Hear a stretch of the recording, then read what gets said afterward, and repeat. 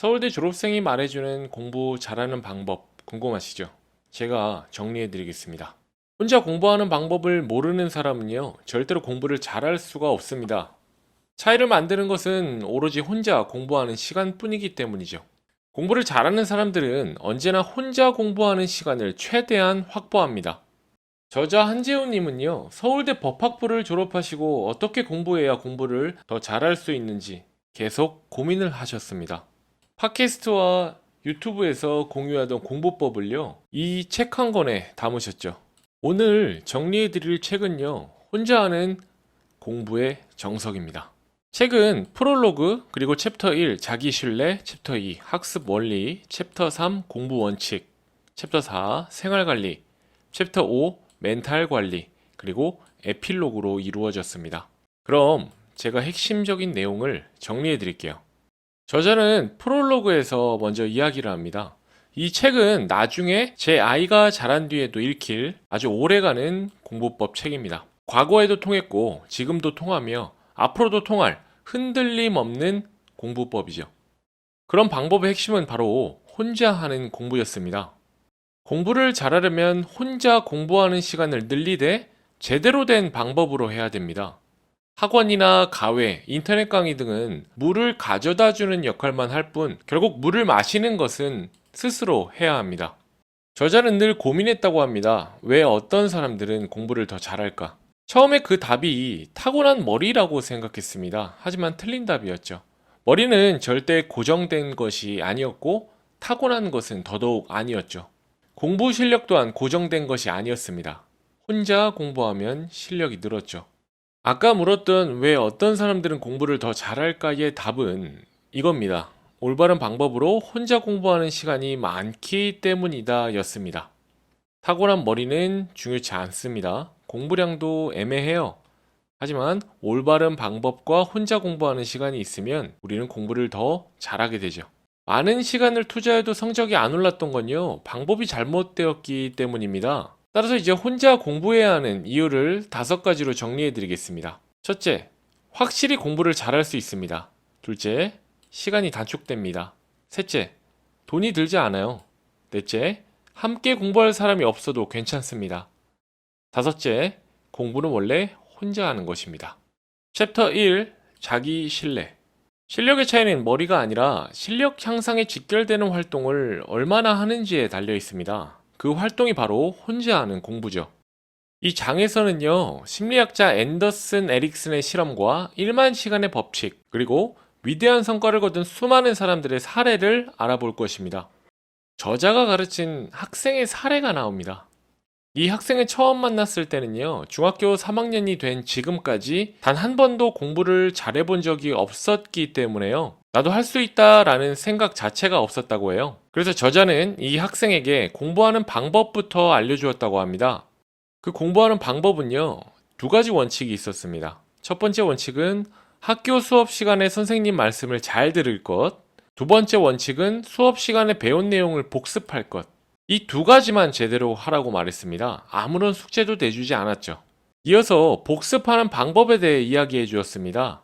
1차 복습은 수업이 끝난 직후에 쉬는 시간에 잠깐 하고, 2차 복습은 매일 저녁에 하는 겁니다. 그날 수업에 들었던 모든 과목을 하는 거죠. 3차 복습은요, 주말 전 과목을 하는 겁니다.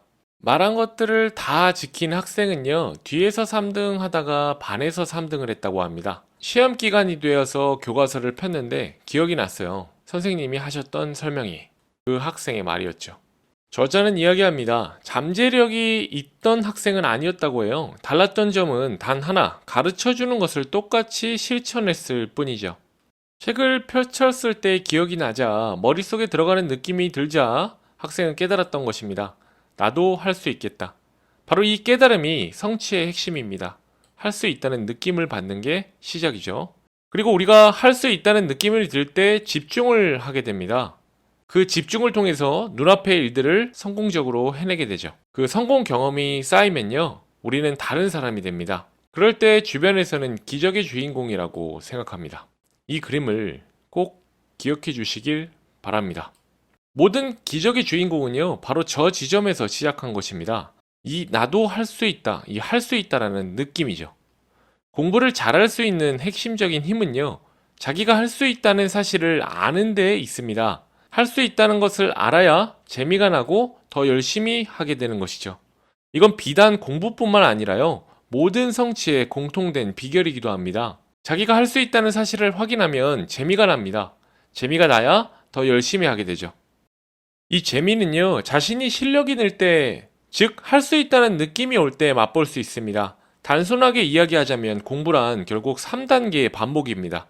읽는다, 외운다, 외웠는지 확인한다. 할 수 있다는 느낌은요, 3번을 해냈을 때 오죠. 여기서 1에서 3번은요, 모두 완전히 혼자 힘으로 해야 하는 과정입니다. 좋은 참고서, 유명한 강의 등 모두 그 자체는 공부가 아니며 그저 1에서 3번까지 도와주는 조연일 뿐이죠. 그런데 사람들은 혼자서 공부하는 것을 피합니다. 혼자 자리에 앉아서 읽고 외우고 확인하면 되는데 바로 그 작업을 하지 않는 것이죠. 그리고는 계속 더 좋은 책과 더 좋은 강의를 찾아다니며 공부할 내용이 저절로 머릿속에 쌓이기를 바랍니다. 해답은 간단합니다. 당장 책을 펴서 읽고 외우고 확인하면 됩니다.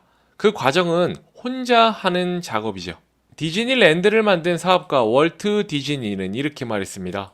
꿈을 실현하는 비결을 알고 있는 사람에게 정복 불가능한 것은 없다. 이 비결은 4C로 요약할 수 있다. 호기심, 자신감, 일관성, 그리고 용기다. 이 중에 가장 중요한 것은 자신감이다. 그래서 혼자 공부할 때요, 나도 할 수 있다라는 느낌이 중요한 것입니다. 처음 공부할 때 갈피를 잡지 못할 것입니다. 이렇게 한다고 정말 될까라는 의심이 들죠.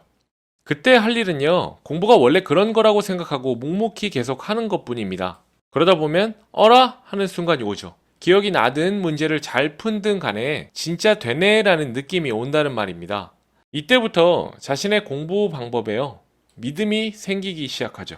공부는 누구나 똑같이 잘할 수 있는 것입니다. 사람들은 머리를 마치 컴퓨터의 사양과 비슷하게 생각합니다. 계산 속도나 저장 용량이 정해져 있다고 생각하는 거죠. 그런데 이건 잘못된 신화입니다. 모든 것은 재능이 아닌 연습의 결과죠. 1990년 독일 베를린에서 앤더슨 에릭슨이 이끄는 연구진은요, 하나 연구를 했습니다. 베를린 예술종합대학의 음악대학 학생들 대상으로 연구를 진행했죠. 먼저 학생들의 실력에 따라 최우수, 우수, 보통 세 그룹으로 나누었습니다. 그 다음에 한 일은요, 음악에 대한 학생들의 모든 것을 조사했습니다. 수업량, 연습 시간, 생활 패턴, 음악 경력 등 방대한 자료가 모든 것에 포함되었죠. 학생들은요, 수면, 식사, 수업, 레슨, 음악 청취를 비롯해 아주 세분화된 항목이 적힌 보고서에 15분 단위로 자신이 한 일을 기록했습니다. 시간이 흘러서 자료가 쌓이자 공통점이 드러났습니다. 모두가 8살 무렵에 음악을 시작했죠. 그리고 학교 수업이나 레슨 등 음악과 관련된 공식 활동이 일주일에 51시간으로 같았습니다. 마지막 공통점은 학생들 모두 실력 향상에 직결되는 활동이 혼자 하는 연습이라고 확신하고 있었습니다. 혼자 연습을 해야 실력이 향상된다는 사실을 다들 알고 있었지만요, 정작 혼자 하는 연습을 실천으로 옮기는 학생은 많지 않았죠. 괴롭기 때문입니다. 괴롭지만 실력을 향상시키는 활동인 혼자 하는 연습에 투자한 시간은 세 그룹이 확연히 달랐습니다. 최우수와 우수 그룹은 일주일에 24시간을 혼자 연습한 반면에 보통 그룹은 9시간에 그쳤습니다. 혼자 하는 연습이 실력 향상의 핵심이라는 사실을 모든 학생이 알고 있었습니다. 차이가 있다면 일부 학생들은 그 연습을 더 하기로 결정했다는 점이죠. 그리고 그런 학생들의 실력이 훨씬 좋았습니다. 그럼 최우수와 우수를 나눈 차이는 무엇이었을까요? 18살 때까지의 누적 연습 시간이 최우수는 7,410시간, 우수는 5,310시간이었습니다. 연습에 투자한 시간은 확실히 더 나은 실력으로 직결되었죠. 연구진은 이렇게 결론을 내렸습니다. 모든 것은 연습의 결과였다. 최우수 그룹에 속할 만큼의 연습 시간을 가지고도 보통 그룹에 머무르는 사람은 한 명도 없었고, 보통 수준의 연습량을 가지고도 운이 좋아 최우수 그룹에 속한 사람 역시 단 한 명도 없었다. 우리는 재능이란 것을 찾기 위해 이 연구를 시작했지만 결국 연습을 제외한 어디에서도 재능의 존재를 찾을 수 없었다. 설사 재능이란 것이 있다 하더라도 사람들이 흔히 생각하는 것보다 그 역할은 훨씬 미미하다라고요. 똑같이 학교 생활을 하면서 공부를 잘하는 친구가 있다면요. 그 친구는 혼자 공부하는 시간이 많을 겁니다. 만약에 지금 혼자 공부하는 시간이 비슷한데도 실력 차이를 따라잡을 수 없다면 그 친구는 지금까지 누적으로 공부해온 시간이 많은 것이죠. 공부를 많이 하면 공부 실력이 늘어서 머리가 좋아질 수는 있지만 그런 실력은 선천적인 것이 아니라 누구든지 기를 수 있는 능력입니다. 사실 우리가 지금 머리라고 여기는 것은 사양이 정해진 컴퓨터가 아니라 누적된 공부량이 만들어낸 생각하는 근육에 가까운 것이죠. 운동을 열심히 하면 근육이 커지는 것처럼 공부를 많이 하면 머리는 좋아집니다. 그러므로 우리가 해야 할 일은 분명합니다. 우리도 똑같이 공부를 잘할 수 있다는 사실을 믿고 실력 향상에 직결되는 그 작업을 하는 것 뿐이죠. 그 작업이란 바로 이겁니다. 혼자 공부하는 시간을 늘리는 일, 바로 그것이죠. 한마디로 표현해 양이 질을 만든다라는 말은 진리입니다. 이 진리가 공부를 포함한 모든 분야를 관통하는 성공 비결이라는 사실을 확인할 때 혼자 공부해야 하는 이유는 더 분명해지죠. 여기서 말하는 양은 노력의 양이고 노력이란 실력 향상에 직결되는 노력인데요. 공부에 있어서는 그것이 혼자 하는 공부입니다. 그래프를 하나 볼게요. 만약에 재능이 있는 사람이 원래 따로 있다면,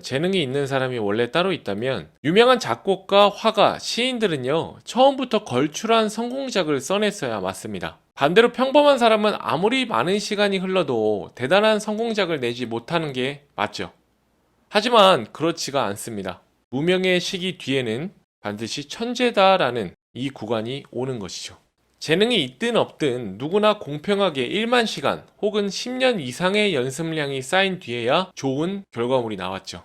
만약에 천재라든지 타고난 재능의 소유자라고 생각되는 사람이 있다면요. 그는 이미 1만 시간 혹은 무명의 10년 동안 많은 연습을 거친 사람일 것입니다. 누군지 아실 겁니다. 바로 파블로 피카소죠. 천재 화가라고 칭송받던 피카소가 평생 남긴 작품의 수는 대략 3만 점이었습니다. 1만 시간 혹은 10년의 법칙은요, 긍정의 메시지를 줍니다. 고통이 아니라요. 이 법칙의 핵심은 10년이 지나야 열매를 딸 수 있다가 아니라 노력만 하면 누구든지 딸 수 있다에 있거든요. 양이 질을 만든다라는 말을 다르게 표현하면요, 하면 된다가 됩니다. 자, 이제 혼자 공부하는 시간, 노력의 시간에 대해 이야기했으니까요. 다른 것도 이야기해 드릴게요. 노력의 양을 결정하는 데는요, 시간 말고도 다른 변수가 필요합니다. 바로 올바른 방법이죠. 누구나 똑같이 공부를 잘할 수 있는 것은 맞지만요, 올바른 방법으로 해야 합니다. 자동차를 타고 계속 달리더라도 내비게이션이 가리키는 방향을 잘 따라가야 목적지에 닿는 것처럼요. 올바른 방법은 고통을 야기하지 않습니다. 오히려 평범함을 지속하는 것이 더 고통스러운 일이죠. 그림을 하나 보여드릴게요. 나라는 사람이 여기 있습니다. 중간에 있고요. 안전 영역이 있어요. 여기는 이미 익숙한 일입니다. 여기 있으면 편해요. 다음은 성장 영역이에요. 쉽지 않지만 노력하면 할 수 있는 일이죠. 방금 안전 영역과 성장 영역의 그림을 보셨는데요. 저자는 이야기합니다. 계속 나아지고 싶다면요, 바로 성장 영역에 속하는 행동들을 해야 합니다. 공부든 일이든 취미생활이든 일상에서 우리 앞에 놓인 선택지는 대개 안정 영역과 성장 영역에 걸쳐 있습니다. 그런데 어떤 사람은 안정 영역에만 머문 채 말 그대로 시간을 흘려보내죠. 무언가를 계속 하는 것처럼 보이지만요, 실제로는 익숙할 대로 익숙한 쳇바퀴를 똑같이 돌리고 있으니까 시간을 그냥 흘려보내는 것과 다름이 없습니다. 동네 중국집 주방장이 10년 동안 짜장면을 만들어도 솜씨가 제자리인 이유, 동네 미용실의 주인이 20년 동안 커트를 해도 실력이 그대로인 이유죠. 그냥 안정 영역에만 있기 때문입니다. 하던 대로 하면 오래 하더라도 나아지지 않습니다. 노력이라고 다 같은 노력이 아닙니다. 1만 시간의 법칙과 10년의 법칙에서 이야기하는 연습에는요, 비밀이 있습니다. 여기서 말하는 노력의 양이란 조금 특별한 노력입니다. 실력 향상으로 직결되는 노력, 성장 영역에 속하는 노력, 즉 올바른 노력이죠. 바로 그런 노력을 해야 발전이 있습니다. 그럼 올바른 노력은 어떻게 할 수 있을까요? 먼저 올바른 노력이 무엇인지 알아야 합니다. 단적으로 말해서요, 안전 영역을 벗어난 노력, 성장 영역에 속하는 노력이죠.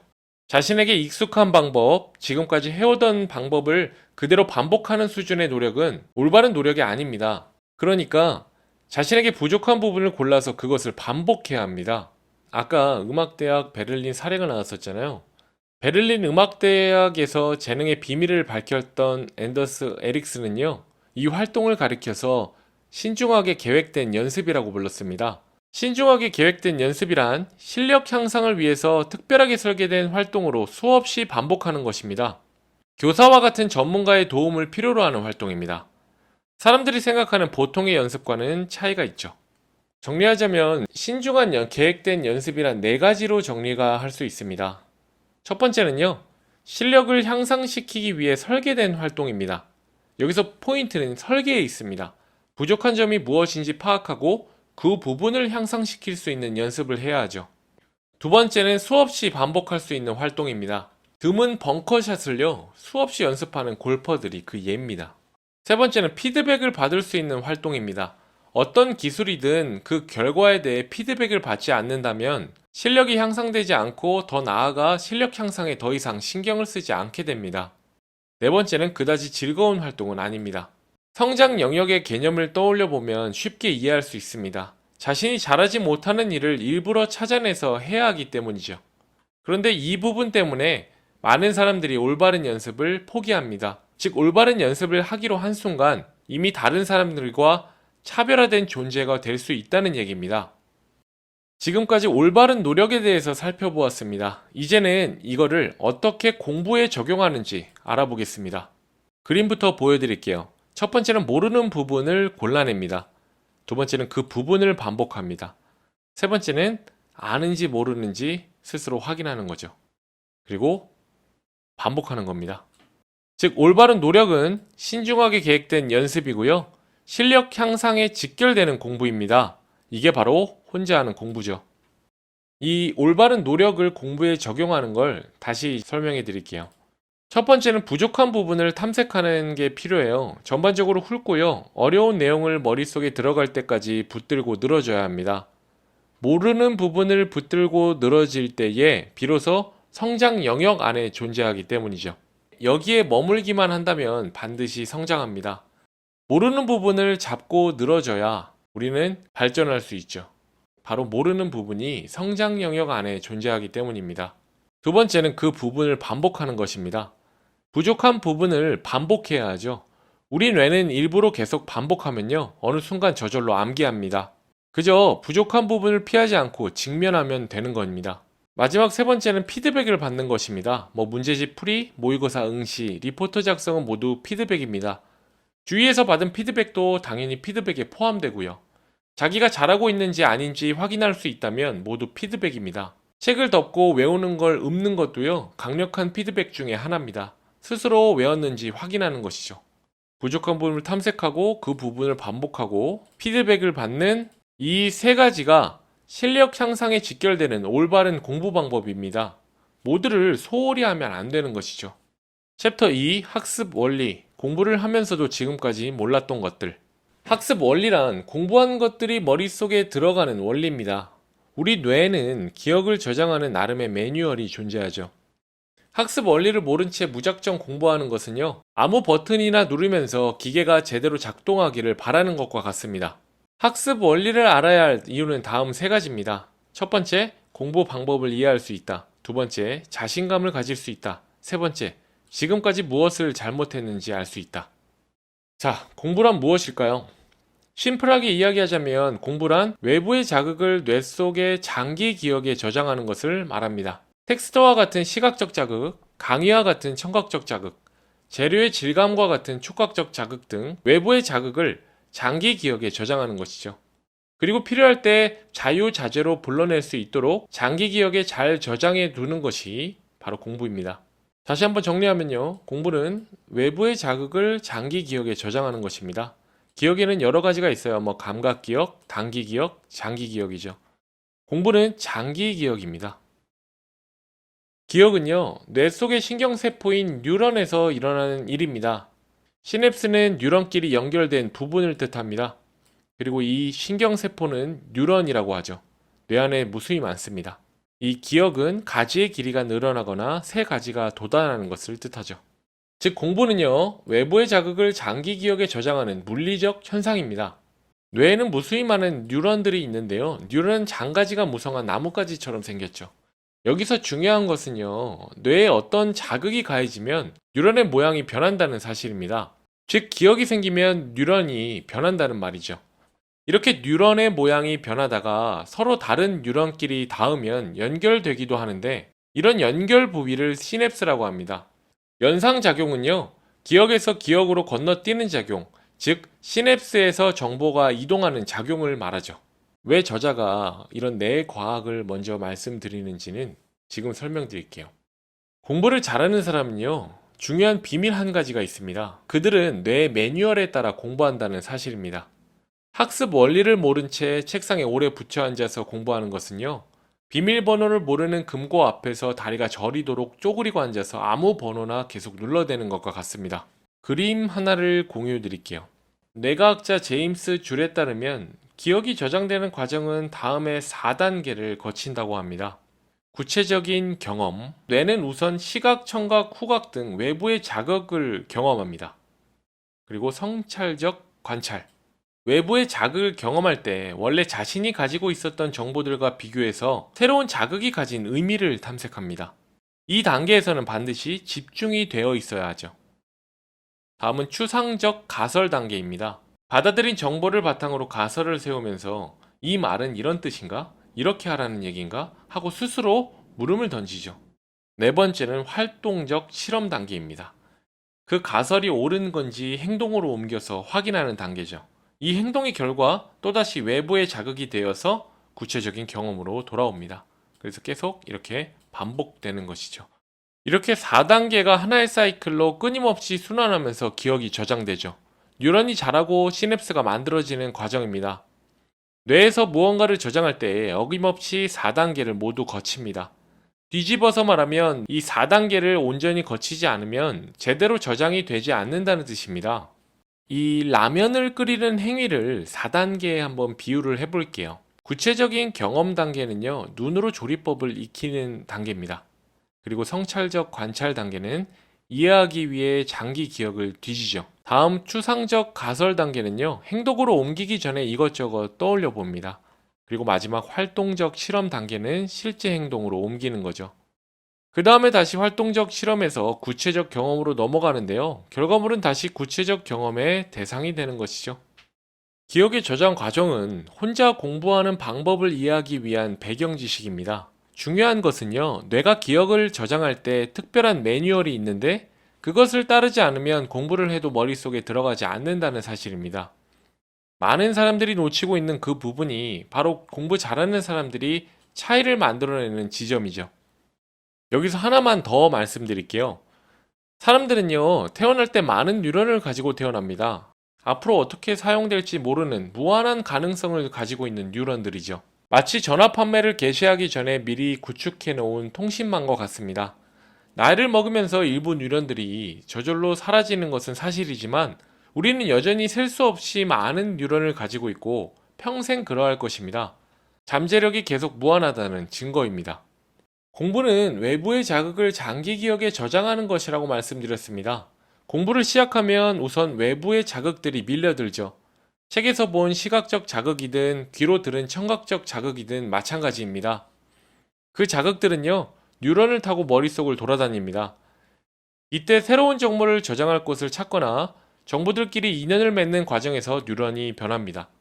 새로운 뉴런이 만들어지고 기존의 뉴런은 길어지며 뉴런끼리 연결되어 시냅스가 생기는 것이죠.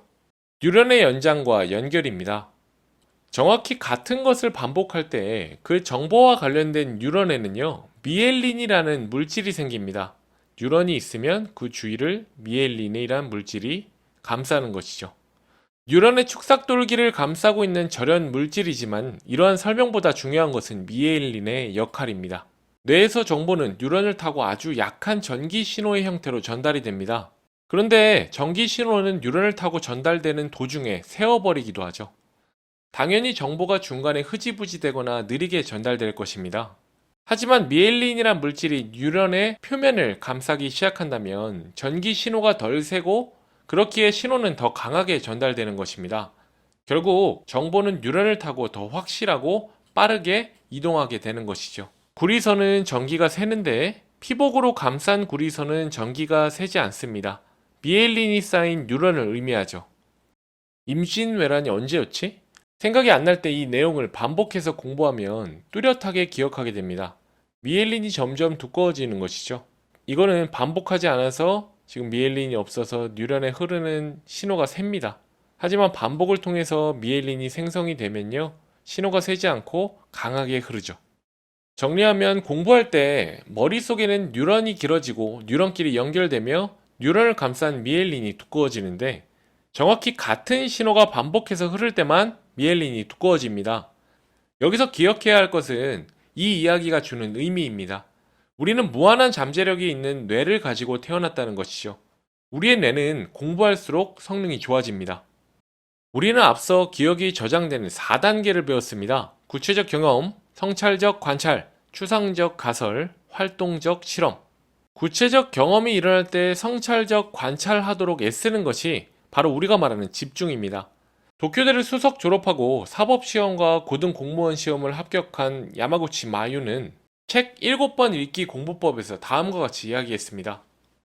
능동적 읽기로 뇌를 작동시킨다. 머릿속에 그저 정보를 흘려 집어넣었던 처음과는 달리 이렇게 하면 이해될까? 라고 자문자답을 하면서 읽는다. 읽기 횟수가 증가함에 따라 수동적 읽기에서 능동적 읽기로 점층적 변화가 이루어진다. 7번 읽기는 기계적으로 글자를 머릿속에 옮기기만 하는 작업이 아니다. 통독을 하는 중에도 의식하지는 않지만 사고는 정확히 작동하면서 정보를 계속 정리하고 있다 라고 말하고 있죠. 성찰적 관찰이 무엇인지, 집중해서 공부한다는 말이 무슨 의미인지 아주 명확하게 드러나는 대목이었죠. 읽으면서 무슨 내용과 관련이 있는지, 그 근거를 나타내는 문장은 어느 것인지 찾기 위해 노력하고요. 서로 연관시키며 머릿속에서 체계화시키는 작업입니다. 결국 집중하고 있음을 알 수 있는 표현은 다음과 같습니다. 능동적 읽기, 자문자답, 근거는 무엇일까? 연관, 관련, 계속 이렇게 혼자 생각하는 거죠. 성찰적 관찰을 하느라 진도가 느려져도 걱정할 필요가 없어요. 어차피 진정한 진도란요, 하루에 읽어 넘긴 페이지 양이 아니라 머릿속에 저장한 정보의 양이거든요. 저자는 공부의 과정이 4단계로 돼 있다고 말씀을 드렸는데 요 단계와 2단계를 나눕니다. 이 아래 2개에는 배움에 가깝다고 나눈 거예요. 구체적인 경험과 성찰적 관찰. 읽거나 들으면서 공부한 내용을 이해하는 과정이죠. 아래 2개는 익힘에 가깝습니다. 추상적 가설과 활동적 실험. 이런저런 가설을 세우고 맞는지 확인해보는 활동들이죠. 이 배움과 익힘을 서로 잊기 위해서는요, 문제풀이나 프로젝트 과제, 토론, 글쓰기, 설명하기 등과 같은 어떤 계기가 필요합니다. 알고 있는 것들을 적용해 이 문제를 해결하는 과정이 필요한 것이죠. 정리하면 배움과 익힘이 같이 일어나야 공부가 잘 되는 것입니다. 수동적으로 배우기만 할 뿐 그것을 자기 것으로 체화하지 않으면 그저 지식만 많은 사람이 되는 거예요.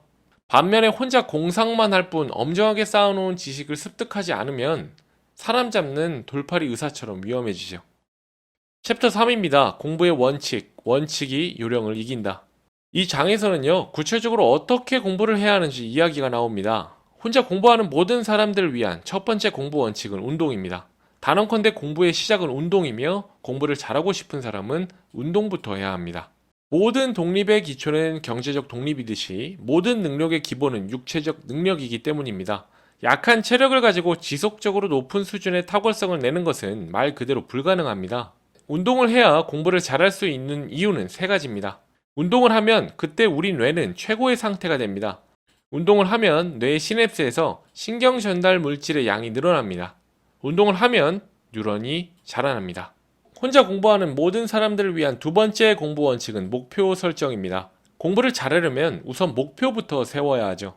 세계적인 동기부여가 앤서니 라빈스의 책 거인이 보낸 편지에서는요, 앤서니 라빈스가 이렇게 정리했습니다. 정말 대단한 성공을 거둔 유명 인사들에게는 공통점이 있었다. 그들의 성공은 똑같은 첫 번째 단계로 시작했다. 바로 목표를 세우는 것이다. 예를 들어 전국 수석이라는 목표를 한번 잡았다고 생각해 보세요. 그럼 이제 틈틈이 전국 수석이라는 목표를 생각할수록요, 그 전국 수석 뉴런의 전기 신호가 반복됩니다. 뉴런이 성장하고 시냅스가 연결되고 뉴런을 감싼 미엘린이 두꺼워지는 것이죠. 같은 반복을 계속 했으니까요. 이 과정을 통해서요, 자신도 모르는 사이에 전국 수석이라는 생각이 마음속에 자리 잡으면서 진짜 자신의 목표가 되어갑니다. 이것이 목표가 뚜렷해지는 과정이죠. 이렇게 목표가 설정되면요, 목표에 가까워지는 행동을 할 때 기분이 더 좋습니다. 변화를 만든 동력이 인내심이나 극기력이 아니라는 점이 중요합니다.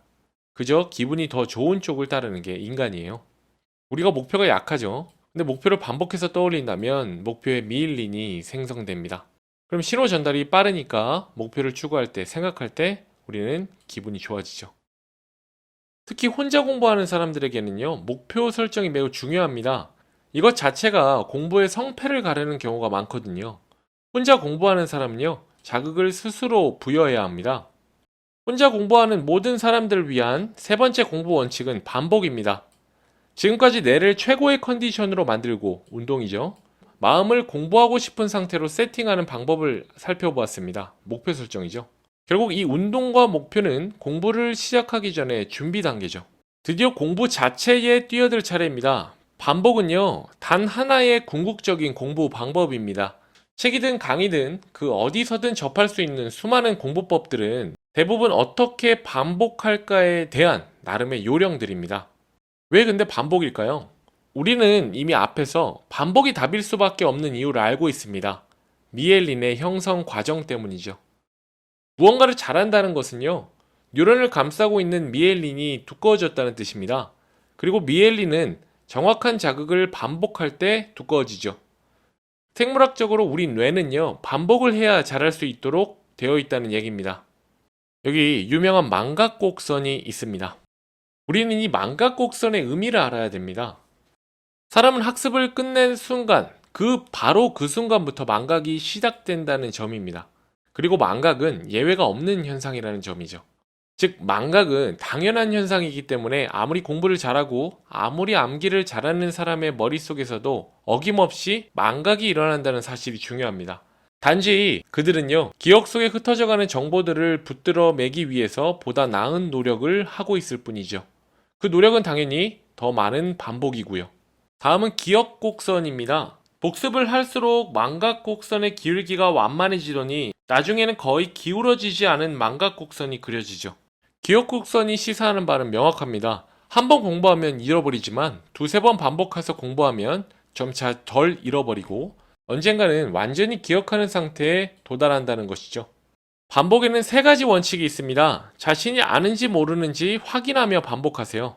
그리고 두 번째는 이미 아는 부분을 제쳐두고요, 모르는 부분을 골라내서 반복해야 합니다. 그리고 세 번째는 알 때까지 반복하는 것이죠. 이게 다입니다. 반복하는 방법은 더 좋은 방법이란 게 없습니다. 그저 더 많이 반복하는 것이 좋은 방법이죠. 멍하니 기계처럼 반복하는 것이 아니라요, 적극적으로 자신이 아는지 모르는지를 확인하면서 모르는 부분을 골라내어 반복하며 읽어야 합니다. 확인, 재구축이 핵심이죠. 반복해서 쭉쭉 읽어나가는 동안 여기는 내가 모르는 부분이구나 라고 확인하고요, 이 내용은 저 내용과 이렇게 연결되는구나 재구축해야 합니다.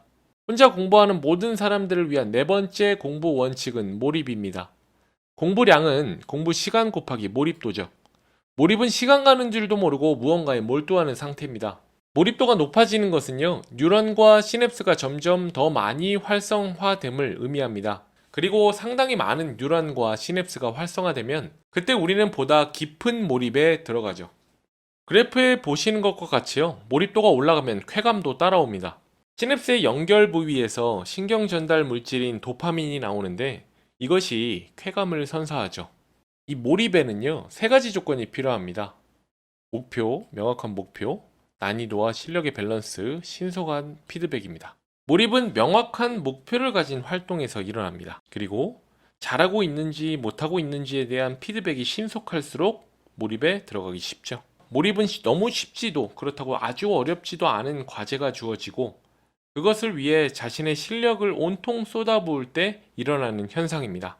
이거는 게임에서도 만나볼 수 있는 요소입니다. 게임 제작 회사는요, 게이머들이 게임에 몰입하도록 환경을 구축해야 되죠. 명확한 목표, 신속한 피드백, 난이도와 실력의 밸런스. 우리는 이 세 가지 조건을 이용해서요, 몰입도가 높아지도록 의식적으로 애써야 합니다. 그것이 공부를 잘하는 길이고, 즐겁게 하는 길이고, 동시에 가장 빨리 끝내는 길입니다. 목표, 피드백, 난이도입니다. 혼자 하는 모든 사람들을 위한 다섯 번째 공부 원칙은 틈틈이입니다. 틈틈이 하는 공부는 기본적으로 발상의 전환에서 나옵니다.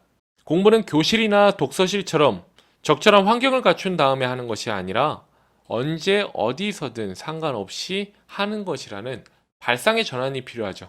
이와 관련된 알버트 아인슈타인의 유명한 일화가 있습니다. 한 번은 기자가 아인슈타인과의 약속 자리에 지각을 했습니다. 기자는 무척 당황하며 사과를 거듭했죠. 아인슈타인은 정말로 아무렇지 않다는 듯 이렇게 말했습니다. 정말 괜찮습니다.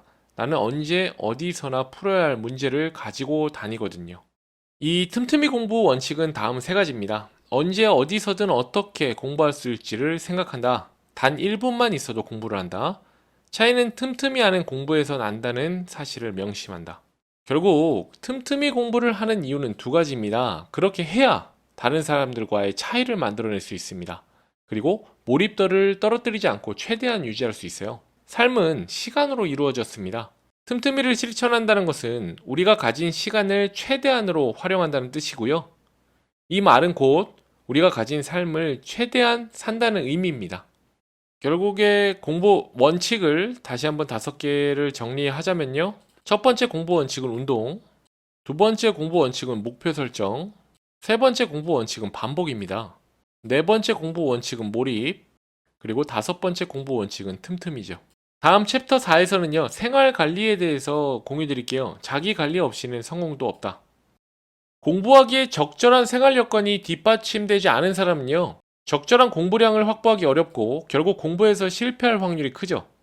어떤 분야건 실력이 비슷한 사람들 사이에서 성공과 실력을 가르는 것은 결국 생활 관리입니다. 자기 관리를 못하는 사람은 절대로 성공할 수 없죠. 혼자 공부하는 모든 사람을 위한 생활관리 편의 첫 번째 주제는 습관 관리입니다. 모든 생활 방식은 결국 습관으로 귀결되기 때문에 습관을 관리할 줄 아는 것이 생활 관리의 핵심이죠. 여기서 중요한 것은 두 가지입니다. 어떻게 좋은 습관을 골라내느냐, 그리고 그 습관을 어떻게 들이느냐죠. 우리가 습관을 만들면요, 그 다음에는 습관이 우리의 삶을 만듭니다. 목표의 달성 여부는 걱정할 필요가 없어요. 좋은 습관은 거의 모든 것을 가능하게 합니다. 무엇이든 일정 기간만 꾸준히 하면 습관이 되는데요. 일반 습관이 되면 그 뒤에는 수월하게 할 수 있죠. 습관이 된 후에는 자제력이 필요 없습니다. 습관 형성 초기만 많은 자제력이 필요하죠. 혼자 공부하는 모든 사람들을 위한 생활관리편의 두 번째 주자는 식사 관리입니다. 삼시세끼밥을 제대로 먹는 사람이 공부도 잘할 수 있습니다. 식사를 규칙적으로 참석하는 사람이 학교 수업에 충실하며 동시에 학문적인 성취도 또한 높죠. 혼자 공부하는 사람에게 식사 관리가 중요한 이유는요. 밥은 단지 밥이 아닌 생활 관리와 동의어인 셈이기 때문입니다. 혼자 공부하는 모든 사람을 위한 생활 관리 편의 세 번째 주제는 수면 관리입니다. 억지로 지나치게 잠을 줄일 필요는 없습니다. 수면 중에도 뇌는 중요한 일을 합니다. 장기 기억의 저장입니다. 어떤 자극을 장기 기억으로 전환할지 분류하는 작업을 하죠. 혼자 공부하는 모든 사람을 위한 생활관리 편의 네 번째 주제는 시간 관리입니다. 시간의 소중함을 모르는 사람은 없다고 해도요. 의외로 시간 관리 요령에 관심을 가지고 실제로 실천하는 사람은 생각보다 흔치 않죠. 우리의 의지력에는 한계가 있습니다. 아침나절에는 가득 찼던 의지력이 시간이 지남에 따라 서서히 줄어들죠. 만약 어려운 공부나 힘든 일을 한다면요, 줄어드는 속도는 더 빨라질 것입니다. 시간 관리의 핵심은 그저 자신의 의지력을 고려해 여러 가지 과제의 우선순위를 결정하는 것입니다. 그래서 정리된 시간 관리 원칙은 아래와 같습니다. 공부하기 전 우선순위를 정하고 중요한 것부터 한다. 의지력이 많을 때 중요한 것부터 하는 겁니다. 그림으로 표현하면 이와 같아요. 수학이 가장 어렵다면 수학을 선택하고 수학에서도 가장 어려운 부분을 선택해서 이게 가장 우선순위가 높은 부분이겠죠? 이거를 이제 의지력이 충만한 시기, 공부를 시작할 때 그때 해버리는 거죠. 혼자 공부하는 모든 사람들을 위한 생활관리 편의 마지막 주제는 루틴 관리입니다. 우리로 하여금 최고의 컨디션에 머물게 하는 요소들을 모아서 루틴을 만들면 최고의 공부를 일관되게 할 수 있습니다. 이렇게 루틴을 만들어 보는 겁니다. 목록을 작성하고요, 순서와 크기를 배치하고요, 실천하고요, 평가하고요, 또 개선하죠. 혼자 공부하는 사람들에게는 루틴 만들기는 한 번 하고 끝나는 것이 아닙니다. 평생 동안 기술을 갈고 닦는 예술가처럼 자신에게 주어진 매일매일을 평생 동안 다듬어가는 것이 진정한 루틴이죠. 마지막 챕터입니다. 챕터 5, 멘탈 관리, 마음을 다스리는 방법. 마지막 편은 멘탈 관리입니다. 다른 모든 요건을 다 갖추고 있어도 멘탈이 약해 공부를 힘들어하는 사람들이 있죠. 멘탈이 약하면 꾸준히 공부를 할 수가 없고 시험처럼 중요한 순간에 자신의 실력을 온전히 발휘하지 못하며 자기 자신에 대한 신뢰감을 스스로 무너뜨리니까 손해가 이만저만이 아닙니다. 좌절감이 오는 이유는 욕심 때문입니다. 무언가를 성취하고 싶은 욕심과 그것을 쉽게 성취하고 싶은 욕심이죠. 남들보다 빨리 시행착오 없이 보다 효율적으로 성취하고 싶은 욕심인 것입니다. 좌절감을 극복하려면 그것이 욕심 때문에 생기는 것임을 깨닫고요. 욕심을 버려야 합니다.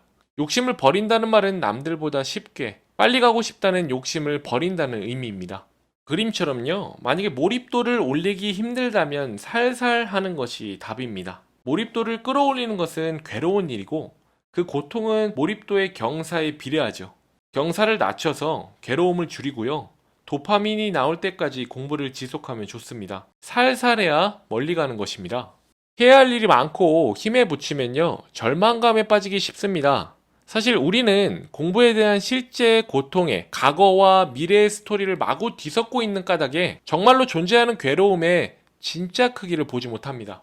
우리가 해야 할 공부가 아무리 많더라도요, 지금 그리고 여기에 머문다면 우리는 절망감에 빠지지 않고 그것들을 다 해낼 수 있습니다. 예나 지금이나 마찬가지로 수많은 사람들이 지금 그리고 여기에 항해술로 거친 바다를 무사히 건넜습니다. 마지막 에필로그입니다. 우리의 삶이 바뀌는 순간. 저자는 말합니다. 만약 이 책을 읽는 동안 무언가를 느꼈다면, 즉, 할 수 있다는 생각이 들었고, 무엇을 놓쳤는지 이해했고, 어느 부분을 따라하고 싶은 마음이 생겼다면, 그것은 더 나아지고 싶은 마음과 마주한 순간이다. 그리고 그 순간은 어쩌면 우리의 삶이 영원히 바뀌어버리는 순간일지도 모른다. 라고요. 성적이나 자격증 뿐만 아니라 투자 공부, 일 공부 등등 세상은요, 공부를 해야 살아남을 수 있습니다. 우리는 결국 혼자 공부를 할 수밖에 없죠. 이 책이 그런 당신에게 큰 도움이 되셨으면 좋겠습니다. 영상이 좋았던 분들은 책 꼭 한번 사셔서 읽어보세요. 당신의 혼자 하는 공부를 응원하겠습니다. 다음에도 좋은 책 내용 정리해서 공유드리겠습니다. 감사합니다. 아르노였습니다.